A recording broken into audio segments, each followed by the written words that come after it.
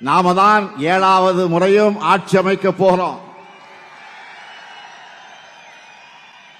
நம்ம எதிரிகள் உட்பட யாருக்கு இந்த சந்தேகம் கிடையாது.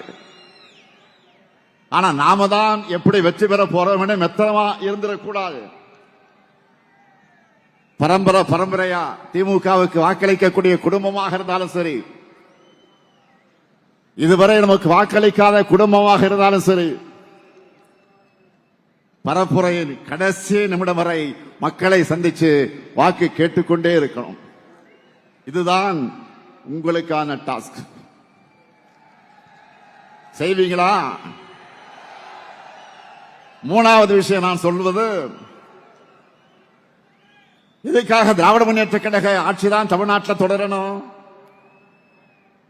இந்தியாவில் எந்த மாநிலத்திலும் ஒரு அரசு 5 ஆண்டுகள் நாம செஞ்சிருக்கக்கூடிய மாதிரி இவ்வளவு சாதனைகளை செஞ்ச வரலாறு உண்டா?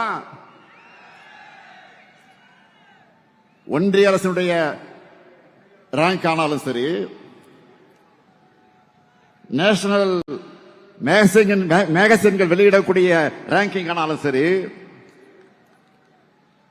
எக்கனாமிக்ஸ் மாதிரி இன்டர்நேஷனல் மேகசின்ல வரக்கூடிய அந்த செய்திகளானாலும் சரி, எல்லா ரேங்க்லயும் தமிழ்நாடு தான் டாப்.